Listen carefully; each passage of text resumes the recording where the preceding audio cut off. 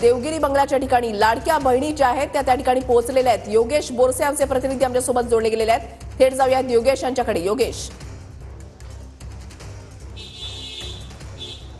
वृषाली, देवगिरी बंगल्यावरती लाडक्या बहिणींसह कार्यकर्त्यांची सुद्धा मोठी गर्दी आपल्याला पाहायला मिळते। सकाळी 7 वाजल्यापासून कार्यकर्त्यांची रीग या देवगिरी बंगल्यावरती लागल्याचं आपल्याला पाहायला मिळतंय। काही कार्यकर्ते आता आपल्या सोबत आहेत। काय नेमके तुमच्या भावना आहेत? तुम्ही दादांना भेटण्यासाठी या ठिकाणी आलेला आहात। दादा आज 6व्यांदा उपमुख्यमंत्री पदाची शपथ घेत आहे। आम्ही बारामती तालुक्यातून सुपे या गावून आलेलो आहे। आज पूर्ण बारामती तालुक्यात अतिशय उत्साहाचं वातावरण आहे। ज्या अजितदादांमुळे बारामती तालुक्याची विकासगंगा वाहते। आज पूर्ण बारामती तालुक्याचा चेहरामोहरा दादांच्या माध्यमातून बदलण्यात आलेला आहे।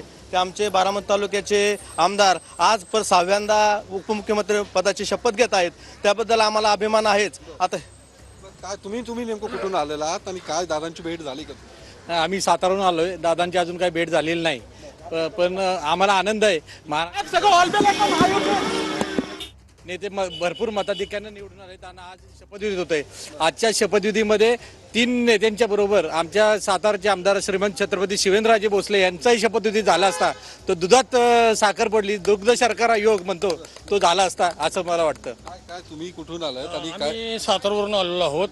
आज 21वे मुख्यमंत्री म्हणून देवेंद्रजी साहेब शपथ घेत आहेत। या शपथविधीला आम्हाला असं वाटलं होतं की भारतीय जनता पार्टी, राष्ट्रवादी काँग्रेस आणि शिवसेना यांचा एकत्रितपणे सर्वांचा शपथविधी होईल आणि त्या शपथविधीसाठी आमचे आदरणीय आमदार श्रीमंत छत्रपती शिवेंद्रसिंहराजे भोसले यांचं नाव निश्चित आहे।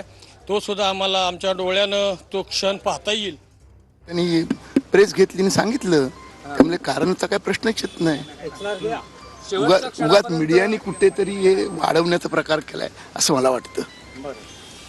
सगळं आता महायुतीत ऑलबेल आहे का? सगळं एकदम आलबेल आहे। पहिला पण होता, आता पण आहे, याच्या पुढे सुद्धा राहील।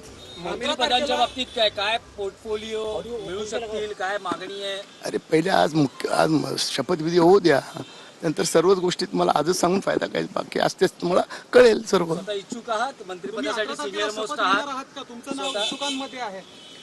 मला अजून माहिती नाही। आमचे मुख्य नेते, मुख्य प्रमुख जे आहेत ते ठरवतील कुणाला द्यायचं आणि कुणाला नाही द्यायचं। त्यांची इच्छा असेल ज्याचं।